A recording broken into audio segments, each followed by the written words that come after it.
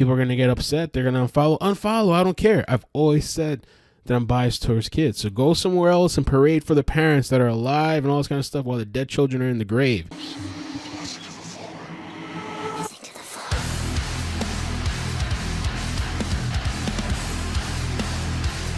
What is up? It's iCkEdMeL, and we're going to talk about Kawasaki disease, which the doctors in the UK and Europe believe that there's a potential link with the current global situation and children under 9 being affected, even children that don't have underlying diseases passing away.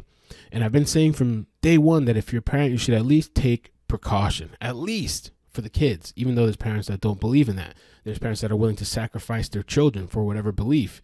And I'm saying for parents that have the choice, calm down, you trigger happy people, especially on Facebook. They got so upset when I covered the story with the ER doctor where she temporarily lost custody of the child because the father went to get full custody because the court, which is what a common sense person would think, would be like, they said that the child's best interest is with the father while the mother works in the ER around these patients. And even in that video, I proved that children can still be affected. I pulled out articles, I pulled out stats, all this stuff, whatever.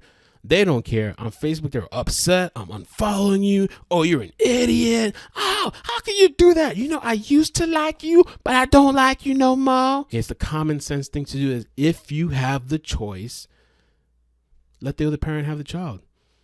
Kawasaki disease. It's important to note that they're saying it's not 100% confirmed or linked. They're looking into it, but this is something that like affects children. Okay, I've seen different various ages. From this one here, it says 5 and younger. I've seen where a report said in Italy 9 and younger, and well, it's something that causes fever, itching, rashes, skin peeling, the blood vessels inflaming. According to the Arthritis Foundation, 1 in 4 children may develop problems in their coronary arteries, even with proper treatment, and the Kawasaki disease is fatal in about 1%, so it's not high at all.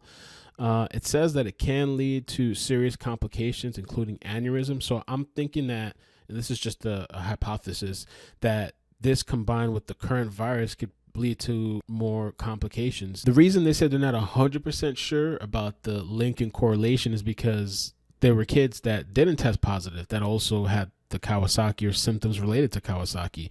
But it should really be noted as well that doctors in Italy noticed increases. They said extraordinarily large number of children under 9. That's where I got the 9-year-old from, 9 years old. And the diseases were comparable to Kawasaki. So it seems like there's something going on.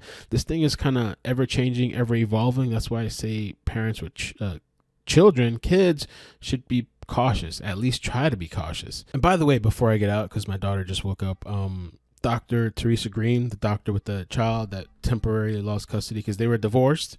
Context is so important. People don't even get past the headline of a video to even like actually formulate an opinion. They just go in there, see the title, and that's it. You just go off. They were divorced. They had 50-50 custody. The father wanted to protect the child while she was in the ER. She was upset about it. Whatever, right?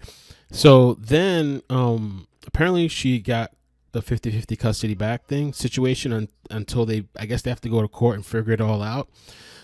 So that's where that was at. There haven't really been any updates. They probably didn't like the publicity. I wouldn't like the publicity either, but the mother went to the news, and honestly, that probably helped her case out, going to the news, because everybody loves a mother. They're going to feel sympathetic. Oh, it's a heroic mother, yada, yada, yada, right?